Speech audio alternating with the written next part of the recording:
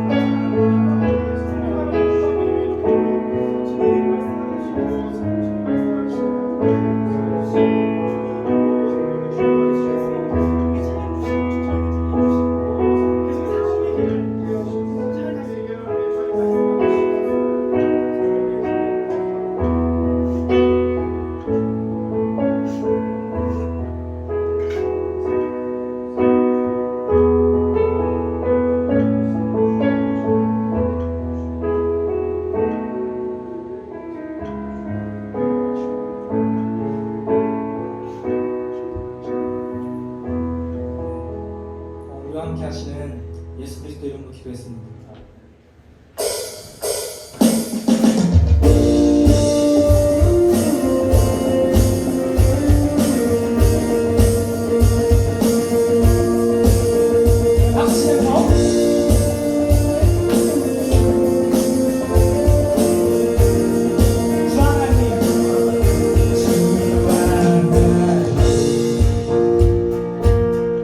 지으신 모든 새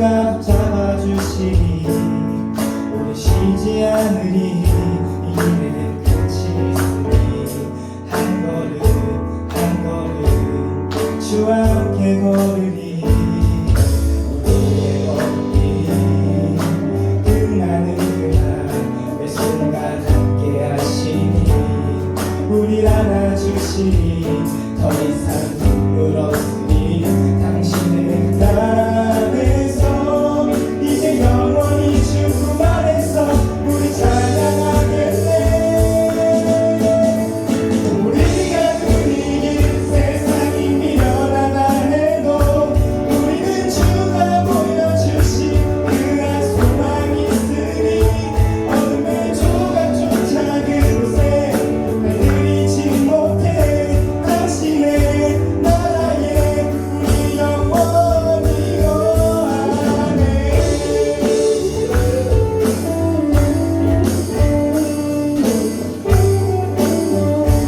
다시 한번 찬양할까요? 어둠 날 다 지나고 그날 다 지나고 그날 빛을 바라니 승성져가는 우리 영혼 주가 붙잡아주시니 쉬지 않으리 이 길에 끝이 있으니 한 걸음 한 걸음 주와 함께 걸으니 우리의 걸음이 끝나는 그날 매 순간 함께 하시니 우리 안아주시니 더 이상 눈물 없으니 당신의 안에서 이제 영원히 주 안에서 우리 찬양하겠네.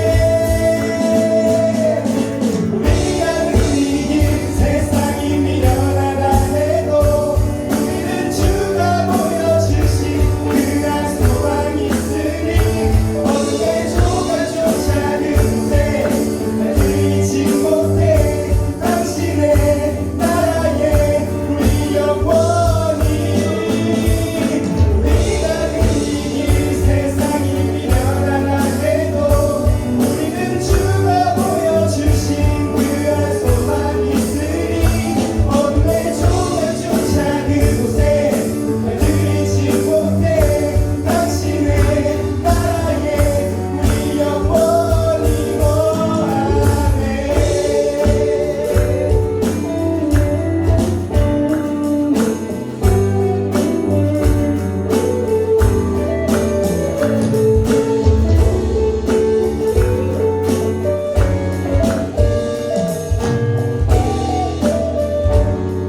찬양합시다. 우리 가는 이 길, 우리 가는 이 길 세상이 미련하다 해도 우리는 주가 보여주신 그한 소망이 있으니 어둠의 조각조차 그곳에 들이지 못해 당신의 나라에 우리 영원히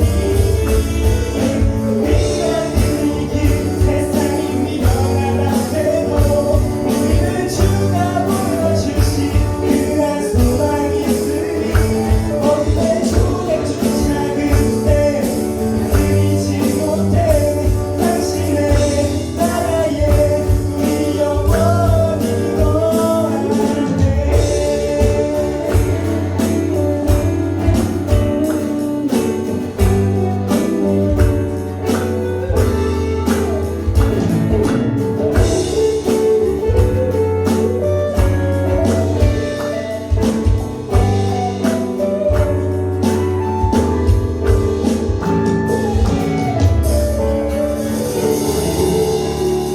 우리가 이 땅에서 좀 힘들고 광야의 길 걸을 때도 주님이 우리의 소망 되시고 주님이 우리 함께 하시니 우리가 길 따라 끝까지 갈 수 있는 줄 믿습니다.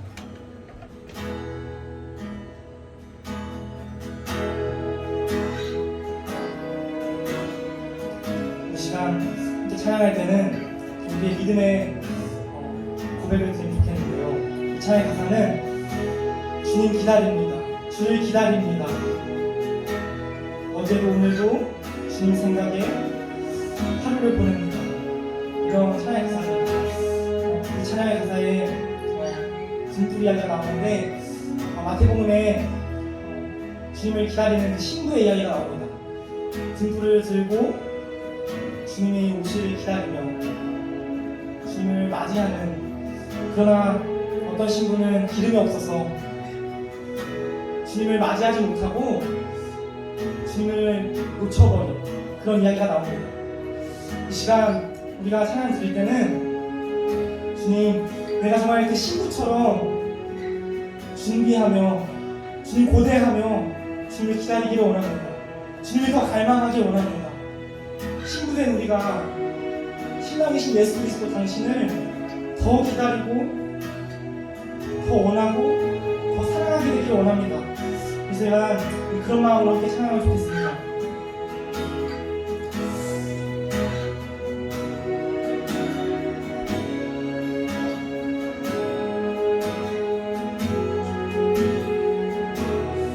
주를 기다립니다. 주를 기다립니다.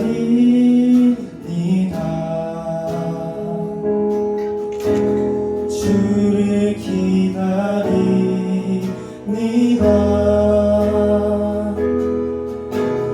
어제도 오늘도 주님 생각에 하루를 보내.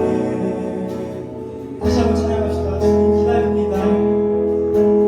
주를 기다립니다.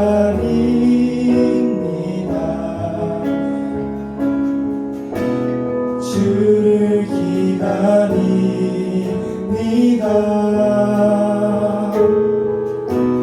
어제도 오늘도 주님 생각에 하루를 보냅니다. 주를 기다립니다. 주를 기다립니다.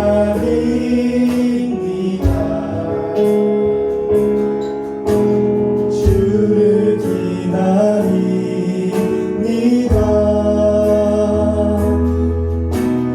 어제도 오늘도 주님 생각에 하루를 보내.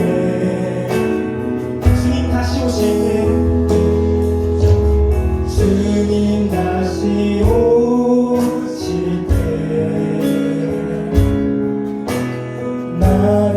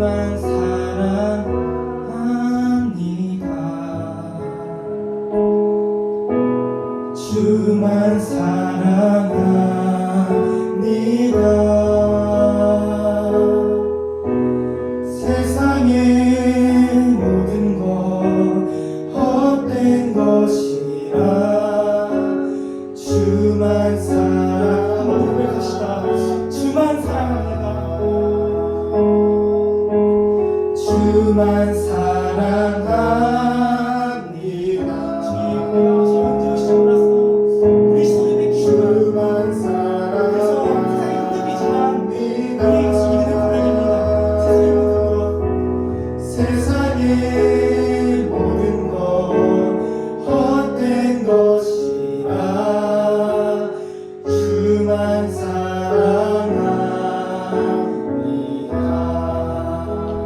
하나님, 세상에 우리 눈에 좋아 보이는 것, 우리 눈에 참 그것들이 필요해 보이는 것, 그거 없으면 안 될 것 같은 것들이 우리 눈에 보이지만 주님이 언제 오실지 몰라서 그 기다림에 지쳐서 우리 세상이 흔들리지만 주님, 그러나 이것이 우리의 믿음의 고백입니다. 주님 기다리고 주님만 사랑하고 세상의 모든 것을 헛된 것을 여기며 주님을 더 갈망하고 끝까지 주님 기다리는 것이 우리의 믿음의 고백입니다. 하나님, 이 고백을 들어주시고 우리가 그렇게 할 수 있도록 성령님 계속해서 우리에게 말씀하여 주시고 우리 인도하여 주시옵소서. 감사드리며 예수님의 이름으로 기도했습니다. 네, 다같이 사도신경으로 신앙 고백하시겠습니다. 나는 전능하신 아버지 하나님, 천지의 창조주를 믿습니다. 나는 그의 유일하신 아들, 우리 주 예수 그리스도를 믿습니다. 그는 성령으로 잉태되어 공정녀 마리아에게서 나시고 본주 빌라도에게 고난을 받아 십자가에 못 박혀 죽으시고 장사된 지 사흘 만에 죽은 자 가운데서 다시 살아나셨으며 하늘에 오르시어 전능하신 아버지 하나님 우편에 앉아 계시다가 여기로부터 살아있는 자와 죽은 자를 심판하러 오십니다. 나는 성령을 믿으며 거룩한 공교회와 성도의 교제와 죄를 용서하는 것과 몸의 발열과 영생을 믿습니다. 아멘. 네, 이경규 교수님 나오셔서 대표 기도해 주시겠습니다. 전능하신 하나님 아버지, 오늘 주일을 허락하시고 무더운 날씨 가운데서도 이 시간 캠퍼스 예배, 교회 예배를 인도하시니 감사드립니다. 아버지 하나님, 세상이 점점 악해지고 있습니다. 우크라이나에서는 전쟁의 소식이 계속 들려옵니다. 경제는 어려워지고 정치는 혼란해지고 있습니다. 코로나와 같은 갖가지 질병이 만연하고 있습니다. 경제적 상황이 변화됐지만 갈등이 심해지고 있습니다. 질병으로 인해서 곳곳에 재해가 발생하고 있습니다. 아버지 하나님, 저희 그리스도인들이 깨어 기도해야 될 시간임을 깨닫습니다. 세상에 동화되어 맞설리는 소금이 아닌 세상의 그리스도의 향기를 바라며 선한 영향력을 끼칠 수 있는 성숙한 그리스도인이 되기를 간절히 소망합니다. 한국교통대학교 캠퍼스 교회를 사랑하시는 주님, 캠퍼스 교회를 통한 귀한 사역 가운데 주님께서 선하신 일을 인도하여 주시기를 소망합니다. 교회를 이끄시는 홍사 목사님께 영적 능력을 더하여 주시옵소서. 이곳에서 예배드리는 캠퍼스 교회 형제와 자매들이 주님을 삶의 주인으로 온전히 신뢰하며 오늘 예배 가운데서 강단에 전하시는 말씀, 귀한 말씀을 통하여 깨달음과 결단의 역사를 체험할 수 있도록 인도하여 주시옵소서. 캠퍼스 교회를 향한 주님의 뜻이 이 교회를 통하여 아름답게 이루어지도록 인도하여 주옵소서. 캠퍼스 교회 성도 한 사람 한 사람이 이 세상에서 예수 그리스도의 향기를 바라며 선한 영향력을 만들어가는데 앞장서도록 인도하여 주옵소서. 그네 중간 선거를 빌어서 많은 갈등이 있습니다. 모든 가정 가운데 주님께서 선한 길을 인도하여 주시고 한국교통대학교가 주님의 뜻 안에서 믿음으로 발돋움할 수 있도록 은혜를 베풀어 주시옵소서. 이를 위하여 합심하여 기도하는 저희가 되도록 인도하여 주옵소서. 예배를 위하여 수고한 많은 도움의 손길들을 주님께서 기억하사 축복하여 주옵소서. 예배를 시작하는 시간이 마치는 시간까지 인도해 주시고 예배를 통하여 올려빠지는 찬양과 기도를 주님께서 기쁘게 흠하여 주시옵소서. 감사드립니다. 예수님의 이름으로 기도드립니다. 네, 오늘 하나님의 말씀은 마태복음 2장 23절 말씀입니다. 네, 제가 봉독해 드리겠습니다. 나사렛이란 동네에 가서 사니 이는 선지자로 하신 말씀에 나사렛 사람이라 칭하리라 하심을 이루려 함입니다. 황사원 목사님께서 내일 말씀에라는 제목으로 말씀을 전해주시겠습니다.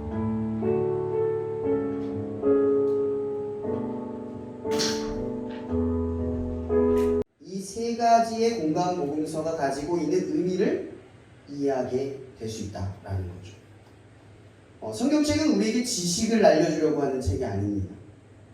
복음, 즉 이미 일어난 사실에 대한 예수 그리스도의 행적과 이야기를 우리에게 증언하는 거예요. 증언. 얘기해 주는 거죠. 믿게끔 말해 준다라는 거예요. 그래서 여기에 있는 증언의 가장 중요한 특징은 사실을 기반을 하지만 불완전한 존재로부터 복음이 증명된다라는 겁니다. 이게 복음의 특징이에요. 그래서 복음이 오류가 있음에도 불구하고 하나님의 방식은 불완전한 존재를 통하여 완전한 계획을 증명하신다 라는 겁니다. 이런 복음서의 특징 중 하나, 공간 복음서의 특징 중 하나, 첫 시작이 항상 뭘로 시작하는 줄 아세요? 족보로 시작합니다. 왜 족보로 시작하는지 생각해 보시면 돼요. 다들 여기서 시험이 오잖아요. 레위기 읽고 민수기 읽으면 이거 도대체 왜 이러면서 성경 읽다 포기하시는 분들이 많을 거예요. 여러분, 성경은요, 제가 얘기했죠, 사실을 기반으로 쓴 책이기 때문에 사실이 중요해요. 또 사실이면서 또한 진리를 말하기 때문에 진리가 중요하죠. 그래서 사실을 버릴 수 없고요, 진실만을 추구할 수는 없다라는 거예요. 그래서 이 복음서에서 이 족보를 기록한 것에서는 이유가 분명하게 있다라는 걸 말씀드리려고 하는 겁니다. 그거 아세요? 이것과 비슷한 형태, 복음서와 비슷한 형태를 가진 책이 구약에도 있습니다. 구약이 어떤 책인지 아세요? 역대서. 역대서 시작은 족보로 시작합니다. 누가 누구를 하고 누가 누구를 하고 누가 누구를 하고 쭉 갑니다. 그래서 구약의 이 역사서는요, 사실 유대인들의 복음서입니다. 우리들은 그게 복음인지 이해할 수가 없어요. 왜냐하면 이건 유대인들의 복음서거든요. 왜 복음서냐면요, 이 유대인들의 복음서의 특징, 그러니까 그 역대상에 이런 내용이 기록된 이유는 바로 이것 때문인 거예요. 사실은 알다시피 사무엘상에서는 다윗이 8번째 아들로 기록이 되어 있는 거 아세요? 근데 역대상에서는 다윗이 7번째 아들로 기술되어 있어요. 왜일까요? 틀린 건가요, 성경? 의도가 있다는 거죠. 저자의 의도가 있어요. 7이 뭘 뜻하죠? 완전수. 히브리어 숫자는요, 히브리어 언어는요, 언어의 강조점을 줘요. 그러니까 이게 완전수이다, 불완전수이다, 이건 특별한 수이다, 이거는 신성한 수이다, 이런 것들 의미를 주는 거예요. 그냥 단어가 아니라는 거죠. 그래서 7이라는 걸 뭘 의미하겠어요? 다윗의 존재가 특별하다, 하나님의 계획이다, 완전한 존재다, 이걸 말하려고 한다라는 거죠. 그 유대인들에게서 이 다윗 왕의 존재는 굉장히 각별하고 특별합니다. 근데 이 특징이 고스란히 어디에 나와 있냐? 마태복음에도 똑같아요. 마태복음에는 14대 14대 14대로 총 3대가 나옵니다. 7이 2번이면 14죠. 그러면 7이 2번에서 14가 됐다는 건 더 완전하다는 뜻이에요. 근데 그 14가 4번이에요. 3번. 3번은 또 뭐예요? 완전. 더 완전하다는 거죠. 그럼 마태복음의 저자는 의도적으로 14대 14대 14대에서 3대를 기록한 이유가 뭘까요? 하나님의 완벽한 계획이다, 이걸 말하려고 합니다.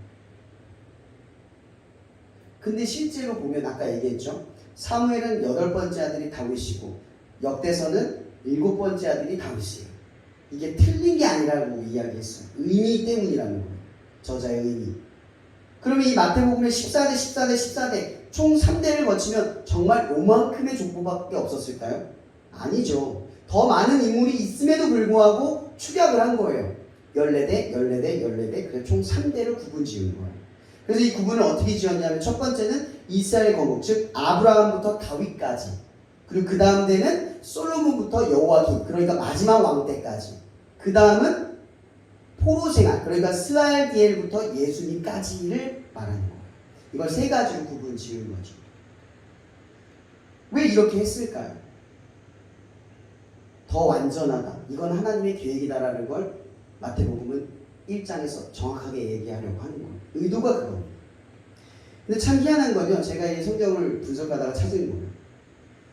다윗의 출생, 그러니까 다윗이 유대인에게 중요하다고 이야기했잖아요. 그러면 다윗의 존재를 더 완벽하게 설명하는 게 더 복음을 전하기에 유리할 거예요. 근데 마태는요, 의도적으로 이 기록에 여자 4명을 등장시킵니다. 이게 첫 번째는 누구냐면 다말, 그 다음 라합, 그 다음 룻, 그 다음 바세바. 아주 의도적이에요. 다윗을 완전하지 않는 존재로 말하려고 하는 거예요.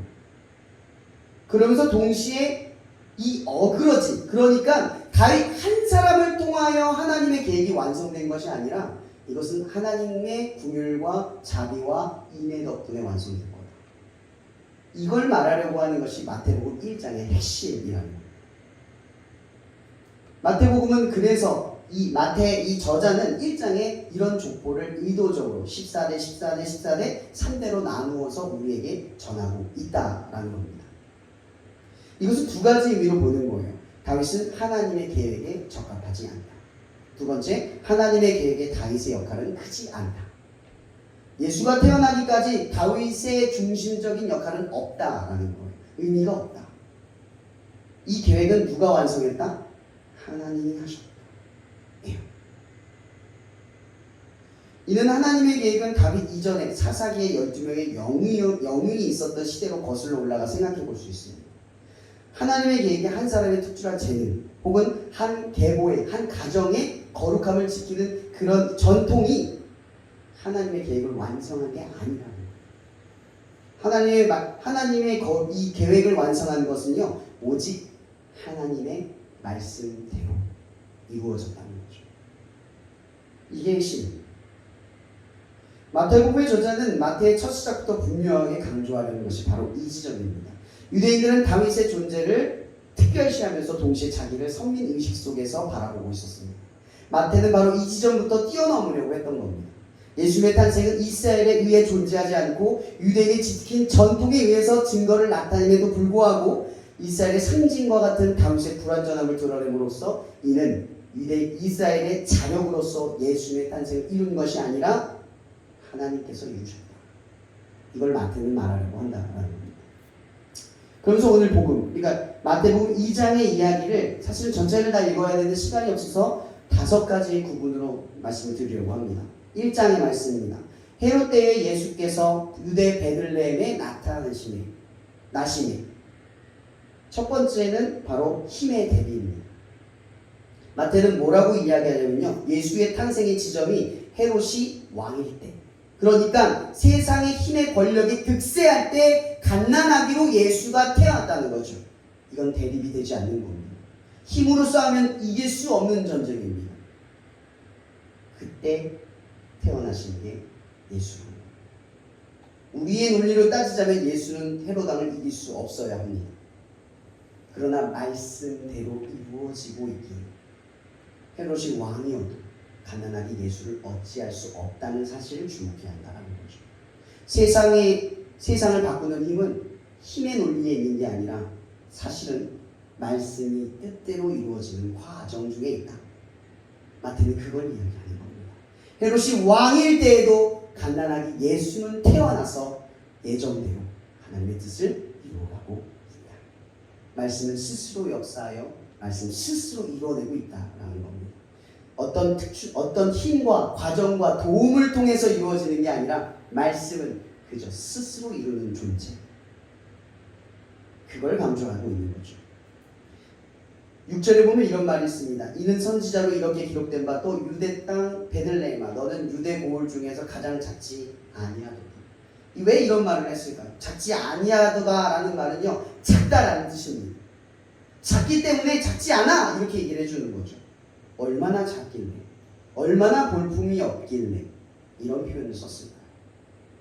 예수님이 심지어 가장 작은 마을에서 힘없는 갓난아기로 태어났다.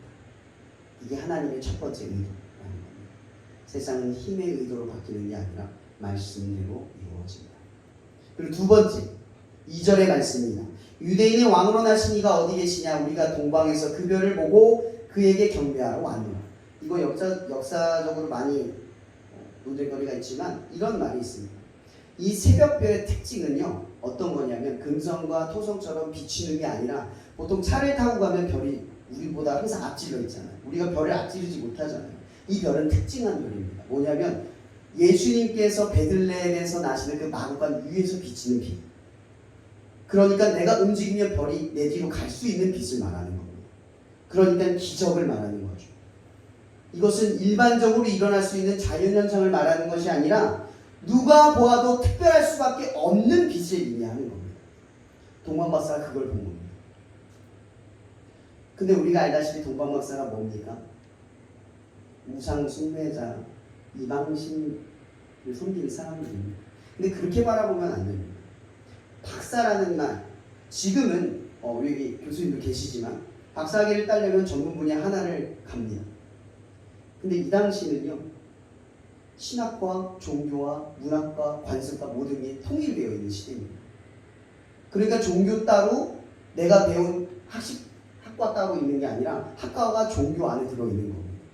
그러니까 동방 박사라는 말은요, 별자리를 관문할 수도 있고 세상의 이치를 파악하는 사람이기도 하고 수레를 만들기도 하지만 또 가정의 송사를 돌볼 수 있는 그런 박사를 의미한다는 거죠. 이 동방 박사는 지혜가 있는 사람을 의미하는 겁니다. 동방에 있는 어떤 박사라는 거죠. 근데 우리가 생각해 볼 건 이겁니다. 두 번째 대비. 저는 왜 이때 성전이 없었습니까? 제사장이 없었나요? 하나님의 말씀의 계시를 듣고 지키는 사람이 없었던 시대입니까? 아니죠. 우린 다 알고 있습니다. 그런데 왜 하나님의 이 특징적인 별을 보고 동방박사가 왔을까요? 유대 땅에 머물고 있는 성전에 있는 제사장, 더 거룩한 존재들이 아니라 왜 저 이방에 있는 동방박사가 예수 그리스도의 나심을 발견했냐는 겁니다. 마태복음은 이걸 얘기합니다. 교회 안에 있는 사람들이 하나님을 알아야 되는데 교회 밖에 있는 누군가가 하나님을 알고 쫓아갔다는 겁니다. 이게 우리의 상식에 벗어난 이야기입니다. 말씀의 역사는 우리가 교회 안에 혹은 내가 신앙을 갖고 있는 것에서 출발하는 게 아니라 정확하게 하나님을 바라고 기대하는 삶을 살아가고 있느냐에 있다는 겁니다. 그럼 동방박사가 왜 그 새벽비를 쫓아갔겠습니까? 헤롯 왕을 찾아가서 유대에는 왕이 나셨습니까? 저희가 이 새벽빛을 쫓아왔습니다. 축하드립니다. 왜 이런 말을 했을까요? 그리스도는 무슨 뜻이죠? 구원자, 메시아. 이 동방박사는 왜 왔을까요? 구원자를 바라는 사람들이었다는 겁니다. 예수를 믿는 사람들은 세상에 만족하며 살아갑니다. 하나님의 구원을 기대하며 그분을 갈급해하며 그분의 나라를 갈망하며 살아가는 사람들이 지극히 드뭅니다. 거의 대부분의 기도는 내가 원하고 바라는 것에 있고 그것이 이루어지면 거기에 만족하며 주저앉으려고 합니다. 여러분, 바울은 우리에게 나그네라고 이야기했습니다. 나그네라는 말은 이 세상이 아무리 좋은 것을 누리다 할지라도 결국 우리가 돌아가야 할 곳은 하나님이 계신 곳, 그곳이다 라고 이야기를 하는 것입니다. 그러니까 성전 안에서 예배를 드리는 수많은 제사장들은 하나님을 기대하지 않고 기다리지 않았다는 겁니다. 세상이 바꿔야 할 이유, 바뀌어야 할 이유조차도 몰랐다는 겁니다. 그런데 저 이방에 있는 동방박사들이 그리스도를 찾아서 유대 땅에 왔습니다. 마태복음은 이러한 대비를 통해서 우리에게 뭘 말하고 있을까요? 기존의 기득권을 가진 자들에게 경고하는 겁니다. 너희들이 그 안에 있다고 해서 만족할 수 없다는 겁니다. 그리스도를 향하지 않으면, 구원자를 바라고 기대하는 것이 아니면 그건 하나님을 믿는 것이 아닙니다. 이것이 마태복음이 이야기하는 두 번째 이야기입니다. 그리고 세 번째는 상식을 뛰어넘는 겁니다. 예상치 못한 곳에서 예수님이 탄생을 했죠. 아무리 말씀에 베들레헴이라고 이야기했지만 사실은 이 베들레헴은 정말 작은 도시입니다. 충주에서 저 주덕을 떠올리면 되겠죠. 충주에서 저쪽 구석에 있는 대소원을 떠올리면 됩니다. 그쯤에 되는 도시에 예수님이 태어난 겁니다. 그래서 나다니엘이 빌립의 소개로 나와서 그리스도가 있으니 너가 한번 소개 받아볼래? 라고 말했을 때 이 나다니엘이 뭐라고 말합니까? 이렇게 말합니다. 나사렛에서 무슨 선한 것이 날 수 있냐? 이 말은 나사렛이라는 도시에서 예수 그리스도가 나는 것은 말도 안 되는 일이다 라는 겁니다. 그럼 예수님이 태어나신 이곳 베들레헴의 구석에 있는 이 시골, 정말 아무도 기대하지도 않고 바라지도 않았던 이 장소는 바로 나사렛이었습니다. 그곳은 아무도 상상할 수 없었던 장소라는 겁니다. 아주 사소하고 평범하고 별 볼 일 없지만 우리의 일상과도 같습니다. 여러분, 예수님을 만나는 것이 항상 특별한 사역과 대단한 능력을 나타낼 때만 여러분과 함께 하십니까? 사실은 이렇게 별 볼 일 없는 나사렛과 같은 우리의 삶의 위치 속에서도 우리와 함께 하신다는 사실을 우리는 알아야 합니다. 항상 예수는 우리가 예기치 못한 순간에 우리와 함께 하십니다. 예수님이 뭐라고 말합니까? 수많은 사람이 묻습니다. 그때 예수님이 우리와 함께 하신 걸 어떻게 하시면 알 수 있습니까? 예수님이 말합니다. 너희가 내가 목마를 때 물을 주고 내가 굶주릴 때 먹을 것을 줄 때 내가 너희와 함께 하고 있다. 그것은 너무나 사소하고 평범한 것들입니다. 그리고 예상할 수 없는 장소이고 예상할 수 없는 시간입니다. 바로 예수님께서는 우리가 전혀 예상할 수 없는 베들레헴 나사렛에서 나오셨습니다. 그리고 예수님은 지금 우리의 삶 속에 전혀 예상할 수 없고 이해할 수 없는 곳에 역사하십니다. 그러니 우리는 대단하고 특별한 일에 하나님을 주목할 것이 아니라 사소하고 평범한 모든 삶 속에 하나님과 함께하는 사실에 주목해야 합니다. 이것이 우리에게 나타나신 예수 그리스도입니다. 그리고 네 번째, 누가 순종했는가? 그럼 저는 항상 순종을 이야기하면서 이런 얘기를 합니다. 순종이란 두려움을 넘어서는 일입니다.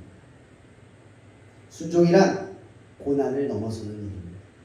누구나 할 수 있을 때 하는 건 순종이라고 말하는 게 아닙니다. 예를 들어 이 교회 오늘 지금 왔을 때요, 내가 어떤 막힘과 벽돌이 없음에도 여기 걸어 나왔으면 그건 순종이 아닙니다. 당연히 해야 할 일을 하는 거죠. 순종이란 오늘 나와야 되는데 다리가 부러졌습니다. 질질 끌고라도 나오는 게 순종이라는 거죠. 고난과 어려움이 있어서 극복하고 나오는 거. 예를 든 겁니다. 근데 우리의 순종은 보통 어떻습니까? 여러분들 기도를 한번 떠올려 보세요. 하나님, 제가 순종할 테니까 저 문제 해결해 주세요. 하나님, 제가 순종할 테니까 앞으로 어려운 일이 없게만 도와주세요. 하나님, 제가 이 일을 할 테니까 적어주세요. 이게 무슨 기도인지 아십니까? 순종이 아닌 겁니다. 순종을 안 하겠다는 겁니다. 문제가 생긴 걸 없애버리고 쉽게 가려고 하는 건 순종의 기도가 아닙니다. 하나님, 내가 그럼에도 불구하고 나아갈 힘을 주시고 내가 어려움과 막힘이 생기면 그걸 뛰어넘을 수 있게 도와주세요. 그것이 순종입니다. 근데 우리는 이 오늘 말씀의 본문의 12절의 말씀을 주목해 봐야 합니다. 그들은 꿈에 헤롯에게 돌아가지 말라 지시하심을 받아 다른 길로 고국에 돌아가니. 이거 누구한테 한 얘기죠? 동방박사들한테 얘기입니다. 아까 제가 뭐라고 했죠? 동방박사들은 하나님을 믿은 사람들이 아닙니다. 하나님을 모르는 사람들입니다. 근데 이 모르는 사람들이 이 꿈의 지시를 받아 헤롯 왕에게 말하지 않고 떠납니다. 한번 생각해 봅시다. 헤롯 왕은요, 자기가 왕이 되는 문제를 가지고 굉장히 집착했던 사람입니다. 심지어 왕이 되기 위해서 자기의 부모까지도 죽인 인간입니다. 그런데 그가 그리스도의 왕이 태어날 거라는 이 소식을 들은 전달한 이 동방박사를 감시하지 않았을까요? 위협이 없었을까요? 그들이 이렇게 도망가는 게 아무런 위협이 없어서 충분히 도망갈 수 있는 일이라는 걸까요? 전혀 아니죠. 위협 속에서 도망친다. 한 번도 만나지 않은 하나님을 위해 도망간다. 왜? 성전에 있는 제사장들이 아니라, 믿음이 좋은 유대인 바리새인들이 아니라 왜 하나님도 모르는 동방박사들이 이런 일을 했을까? 우리는 생각해봐야 합니다. 이런 믿음을 교회 안에 신앙생활 많이, 내가 예수를 많이 믿고 경험했다고 해서 이런 큰 믿음이 나오는 게 아니라는 겁니다. 오히려 예수는 말합니다. 어린아이같이 믿지 아니하면, 이건 순수함을 의미하는 거죠. 예수님이 말씀하신 걸 말씀 그대로 믿는 건 순수함입니다. 근데 우리는 순수함을 많이 잃었습니다. 말씀을 들으면 자의적 해석을 하고, 말씀을 들으면 내 상황에 끼워 맞추고, 말씀을 들으면 내가 편한 대로 말씀을 수정합니다. 그런 식의 신앙이 우리 안에 있어서 우리가 아는 동방박사가 듣고 순종하는 역사가 일어나는 겁니다. 들은 그대로 행하는 것, 이것이 믿음. 여러분, 누가 순종했습니까?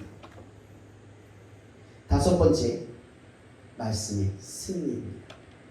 마태복음이 이제 드디어 서서히 말하려고 하는 핵심을 말하려고 합니다. 본문 13절과 13절부터 18절 이것과 19절부터 23절을 나누겠습니다. 제가 요약한 몇 글자만 읽어드리겠습니다. 13절 18절의 말씀 중에 한 부분을 읽어드릴게요.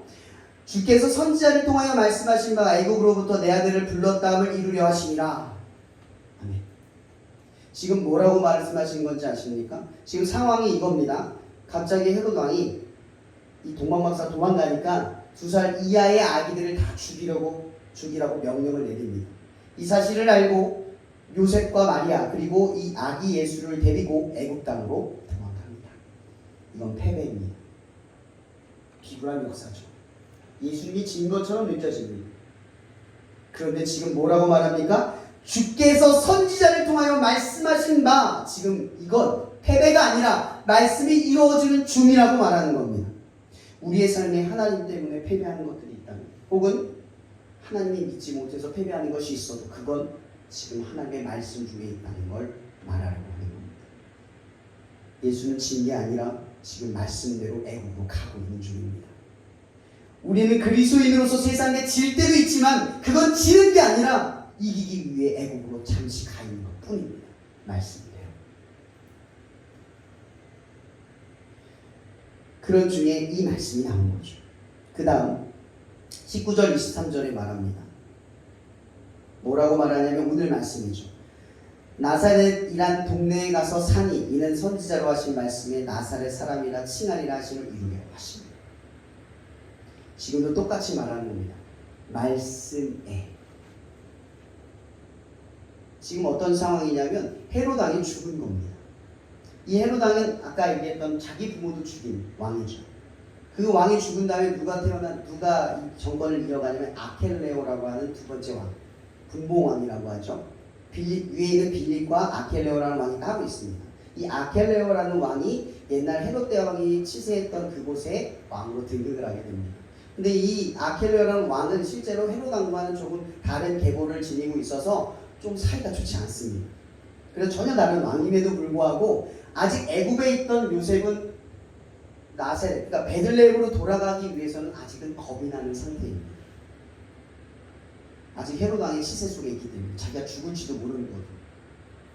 아주 주저하고 있는 상황 속에서 하나님께서 요셉에게 현몽합니다. 일어나 아기와 그의 어머니를 데리고 이스라엘 땅으로 가라. 아기의 목숨을 찾던 자들이 죽었느니라 하십니다. 자, 보세요. 말씀만 믿고 가기에는 두렵지 않겠습니까? 아직 헤롯 왕 아켈레오가 어떤 짓을 할지 모르는데 말씀이 현현하여 요셉에게 가라고 합니다. 순종하실 수 있겠습니까? 이게 어려운 거죠. 그래서 이 요셉은 어떻게 하냐? 자, 이렇게 나옵니다. 유대의 임금됨을 듣고 거기로 가기를 무서워하더니 꿈에 지시하시는 바가 갈릴리 지방으로 떠나가 나사렛이란 동네에 가서 사니. 이게 무슨 얘기인지 아십니까? 베들레헴 그쪽까지는 갔어요. 근데 거기 한복판으로 가기에는 위험하잖아요. 그러니까 그 끄트머리 어디 나사렛 그 구석 같은 집에다가 집을 짓고 숨어 산다는 얘기. 우리가 보기에는 패배한 것 같죠. 순종 안 한 것 같지만 순종한 거죠. 하나님은 우리에게 100% 순종을 바라는 게 아닙니다. 두려움과 연약함을 가질지라도 어떻게든 순종하기에 몸부림을 바라는 겁니다. 하나님을 위해 거룩함으로 증명할 필요 없습니다. 누구도 하나님 앞에 완벽할 수 없습니다. 불완전함을 가지고 어떻게든 하나님의 말씀대로 하려는 사람들을 하나님이 찾으신다. 근데 우리는 완벽하지 않으면 실행에 옮기지 않습니다. 우리의 유약함을 인정하고 싶지 않으니까요. 그러나 하나님이 우리에게 요구하시는 것은 뭐냐? 나사렛, 그러니까 베들레헴 근처까지 나아가라는 거예요. 어떻게든 간에 말씀대로 나아가기를 애쓰라는 거예요. 근데 참으로 아이러니한 것은 나사렛이라는 동네에 멈췄습니다. 그리고 말씀에 말합니다. 선지자로 하신 말씀에 나사렛 사람이라 칭하라 하심을 이루려 하십니다. 실패까지도 완성하시는 우리의 실패가 하나님의 계획에 다 들어있습니다. 하나님은 하나님의 말씀대로 우리를 이루어간다는 것, 우리가 기억해야 할 것 이겁니다. 하나님을 믿는다는 건 하나님을 믿는 것이지 하나님을 행할 그 무언가로서 앞으로 내게 어떠한 일이 일어날 것을 믿는 것이 아닙니다. 우리는 하나님만 믿습니다. 우리는 말씀만 믿습니다. 저는 여러분들에게 질문하고 싶습니다. 세상에 어떤 힘보다 말씀이 강하다는 확신이 있으십니까? 아무리 세상에 힘이 있고 내가 하는 일이 막힘이 있을 것 같을지라도 결국에 말씀이 이길 거다라는 확신이 있으십니까? 결국 말씀대로 될 거라는 확신이 있으십니까? 두 번째, 아무리 안 될 것 같은 일도 말씀으로 충분히 가능하다는 사실에 대한 믿음을 갖고 부딪히고 계십니다. 이건 안 될 거야. 이건 해봤어. 근데 말씀대로 해봤느냐? 말씀이 살아있는 걸 경험해봤냐는 거죠. 그리고 세 번째, 별 볼 일 없는 인생이라 할지라도 하나님의 거룩함에 미치지 못하는 삶이지. 오늘 말씀에 유대 임금됨을 듣고 거기를 가기를 무서워하더니 꿈에 지시하실 마다 갈릴리 지방으로 떠나가 나사렛이라는 동네에 가서 산이처럼 타협할지라도 하나님이 우리의 인생을 통해 반드시 역사하실 줄 믿습니다. 우리의 실패로 완성하실 분이라는 사실에 대한 믿음이 있으십니다. 끝으로 말씀을 이기는 여러분이 되기를 바랍니다. 이로 인해 말씀이 세상 그 어떤 일보다 강하고 세상 어떤 것보다 믿을 만하다는 사실을 그 진리를 깨닫는 저와 여러분이 되기를 바랍니다. 이 말씀을 여러분과 같이 나누며 끝내겠습니다. 창세기 28장 15절의 말씀입니다. 내가 너와 함께 있어 내가 어디로 가든지 너를 지키며 너를 이끌어 이 땅으로 돌아오게 할지 내가 내게 허락한 것을 다 이루기까지 내가 너를 떠나지 않으리라. 기도하고 마치겠습니다. 사랑해 주님 감사합니다. 오늘도 우리는 말씀의 수많은 도전 앞에 서려 합니다. 하나님, 우리가 하루의 일상을 살아갈 때 그 말씀이 내 머릿속에 성령을 통해서 얼마나 역사하는지 우리는 가늠하기가 어렵습니다. 말씀대로 살아가기 위해 말씀의 도전을 받는 우리들의 삶이 되도록 하나님 역사해 주시옵소서. 말씀대로 이루어지는 역사를 우리가 보기를 원합니다. 우리는 실패할지라도 그 실패조차도 하나님의 계획에서 완전함이 됨을 우리는 알기를 원합니다. 그래서 어떤 것에서도 굴복하지 않고 말씀대로 이루어지는 그 과정 속에 우리의 연약함과 우리의 부족함과 우리의 재능 없음과 우리의 별 볼 일 없음 속에서도 오직 하나님을 믿고 말씀대로 살아가는 우리가 되게 하여 주시옵소서. 그래서 결국 말씀이 살아있고 말씀이 세상을 이기고 말씀대로가 세상의 강력한 진리라는 사실을 세상 앞에 증명한 우리 모두 되게 하여 주시옵소서. 모든 것에 감사하며 살아계신 예수 그리스도의 나심을 감사하며 기도합니다.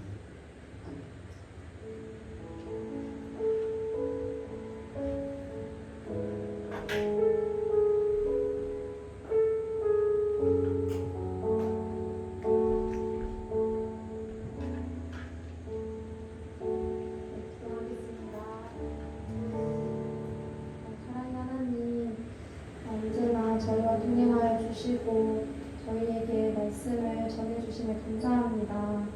하나님, 우리가 주의 말씀을 듣는 것에서 그치지 않고 그 말씀을 따라 순종하며 그 말씀을 지켜내길 원합니다. 그럴 때 우리 개개인을 향한 주님의 뜻을 알아가며 또한 더 그것을 확장하여 우리 캠퍼스를 향한 주님의 마음을 알게 하여 주시옵소서. 아버지, 우리가 주님께 마음과 물질을 주님께 드립니다.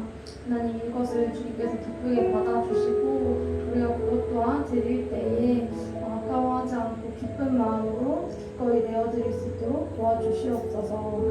그럴 때 우리에게 적절할 것을 주님께서 주시고 또한 그것을 받을 때에 우리가 청지기로서 그것을 아끼며 주님의 뜻에 맞게 그것을 순종하기 원합니다. 아버지, 우리에게 이 시간들을 허락해 주시면 감사합니다.